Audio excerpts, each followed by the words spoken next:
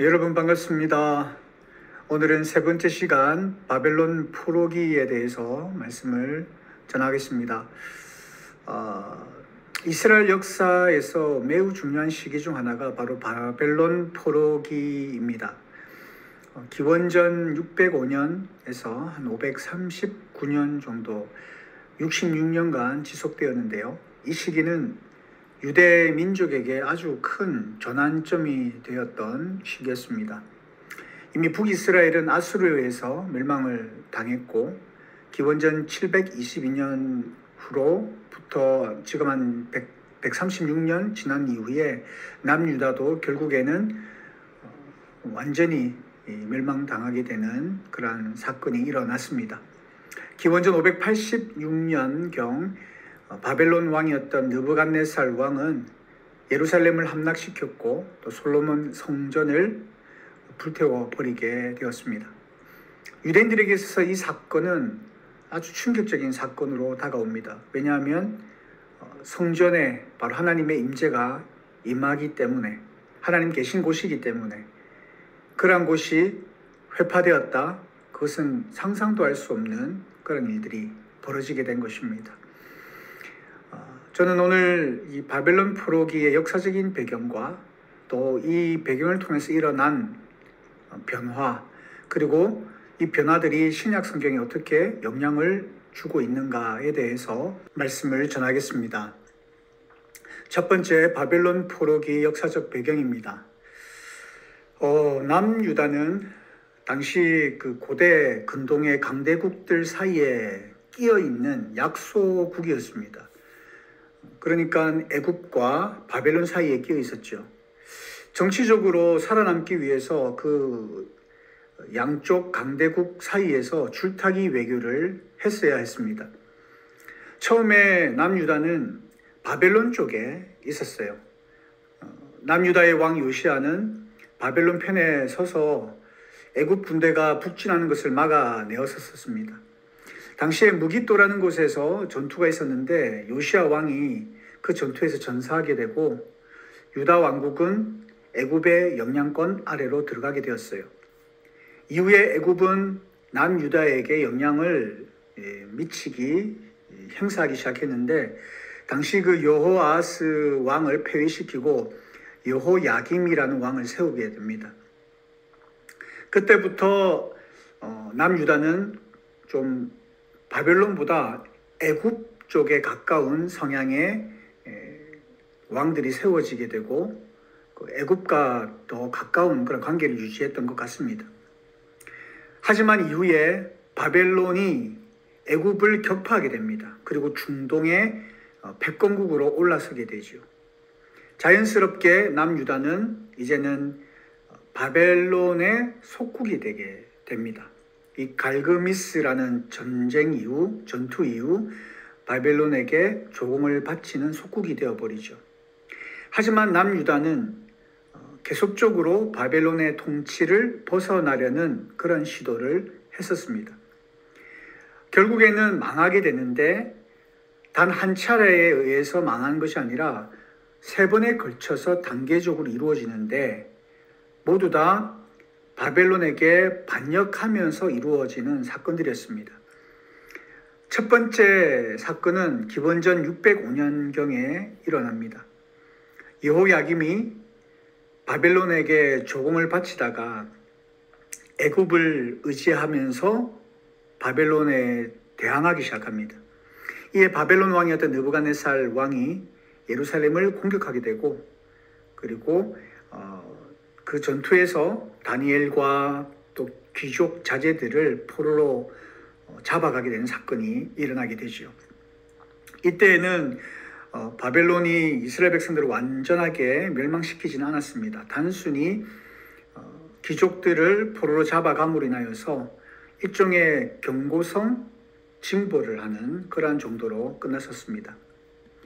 이후에 기원전 597년도 되었을 때에 여호야김의 아들 여호야긴이 왕으로 즉위한 지 석 달 만에 또 바벨론에게 반항합니다. 반역하게 되죠. 이때 다시 느부갓네살 왕이 침공하게 되고 예루살렘을 약탈하게 됩니다.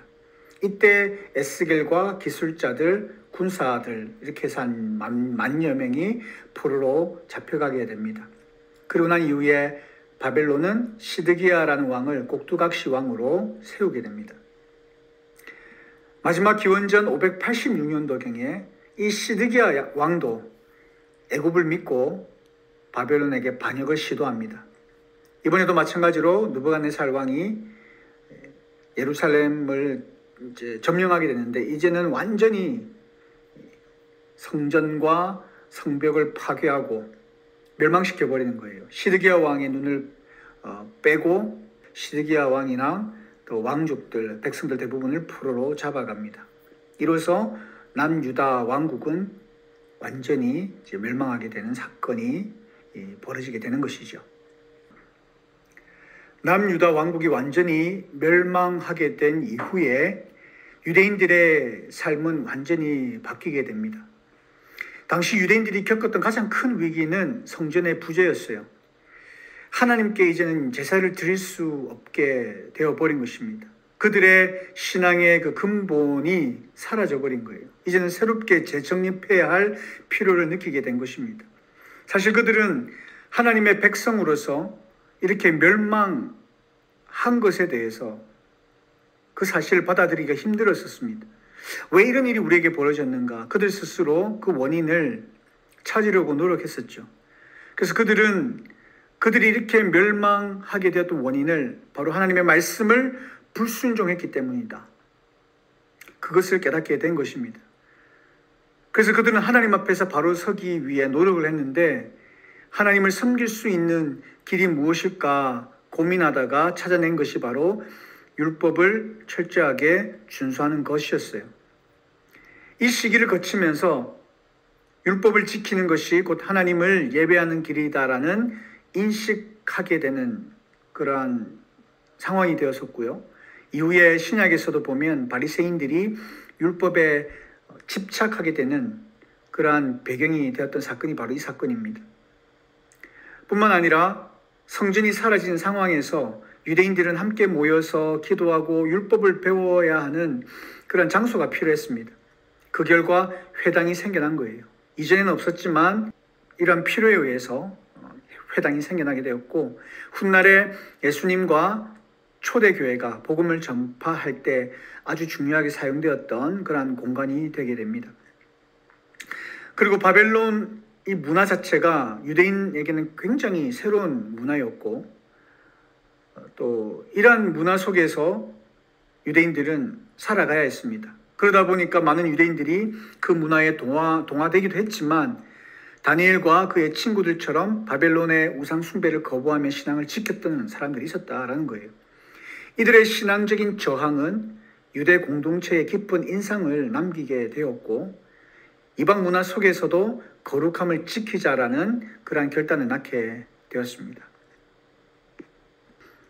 바벨론 포로기는 단지 그 시대의 비극이 아니라 신약 성경을 이해하는 중요한 배경이 되었습니다. 바벨론 포로기가 신약 시대에 어떤 영향을 끼쳤는지 한 5가지 정도를 말씀드리려고 하는데요. 그 첫 번째는 율법 중심 신앙 체계가 형성되었다라는 겁니다. 포로기 이전에는 유대인의 신앙 중심이 바로 예루살렘 성전이었습니다. 예루살렘 성전을 중심으로 해서 이루어졌습니다. 거기서 제사를 드리고 절기를 지켰고 하나님과 만나는 장소였습니다. 그런데 성전이 완전히 파괴되고 난 이후에 문제가 생겼던 것이죠. 이제 우리는 하나님을 어떻게 섬겨야 하지 하는 이런 질문에 유대인들은 새로운 답을 찾아야 했습니다. 그게 바로 율법이었습니다. 성전이 없는 상황에서 하나님의 뜻을 따르는 삶을 살기 위해서는 하나님의 말씀을 더 철저히 지키는 수밖에 없다라고 그렇게 생각했던 것이었죠. 그래서 율법을 지키는 것이 곧 예배이고 신앙의 중심이 되어버린 것입니다. 이렇게 생겨난 신앙 방식이 시간이 지나면서 바리새인과 또 서기관 같은 율법 중심의 종파를 이렇게 낳게 되고요. 우리가 신약에서 이렇게 만나볼 수 있는 바리새인들, 이런 사람들이 이런 배경을 가진 사람들이었습니다. 두 번째는 회당 제도의 정착입니다.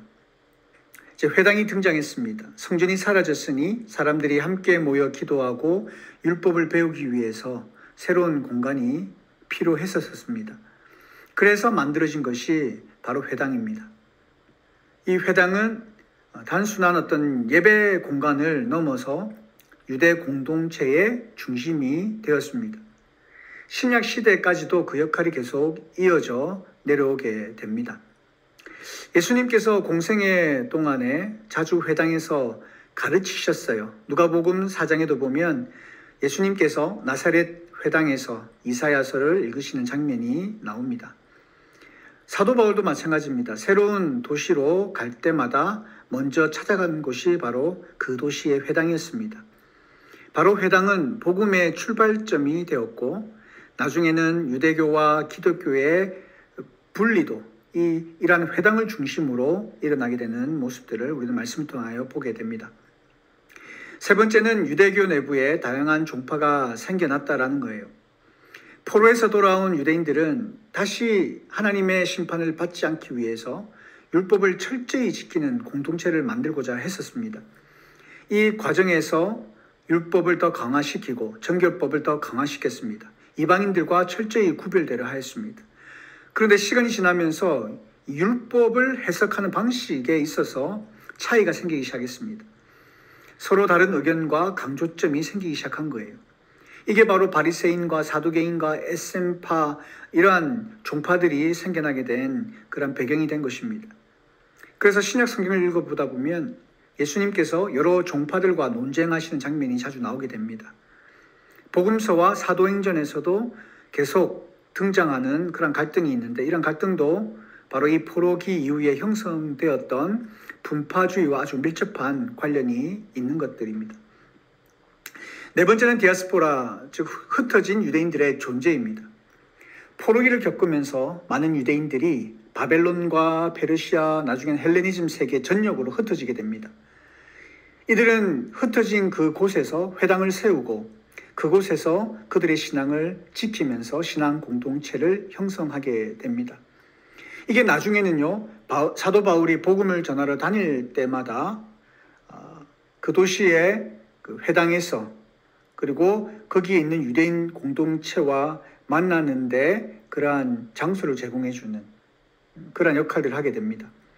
그러니까 바울이 복음을 전할 첫 번째 청중이 이미 그곳에 준비되어 있었던 겁니다.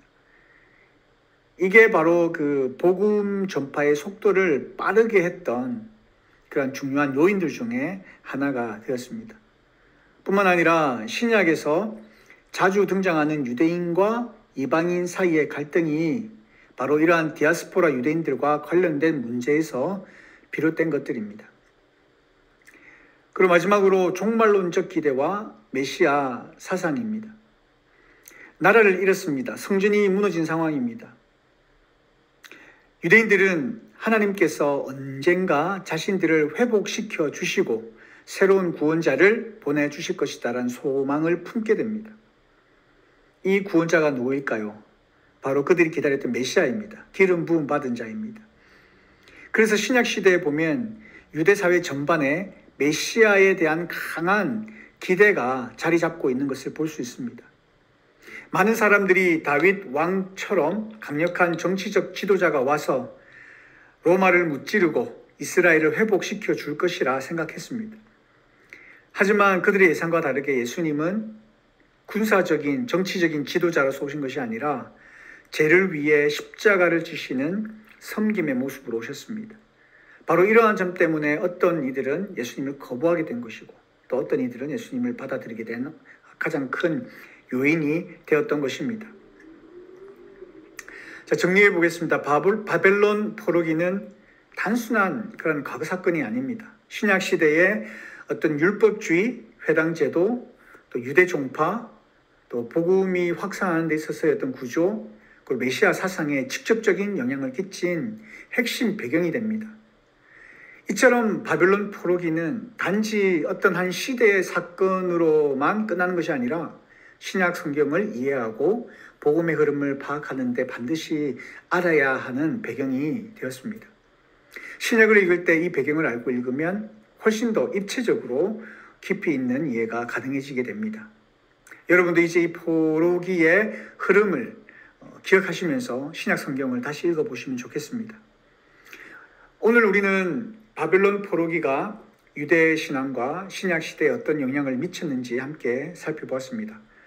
다음 시간에는 바벨론 제국이 몰락하고 페르시아 제국이 등장하면서 유대인들에게 어떤 변화가 찾아왔는지에 대해 살펴보겠습니다. 그럼 다음 시간에 뵙겠습니다. 수고 많으셨습니다.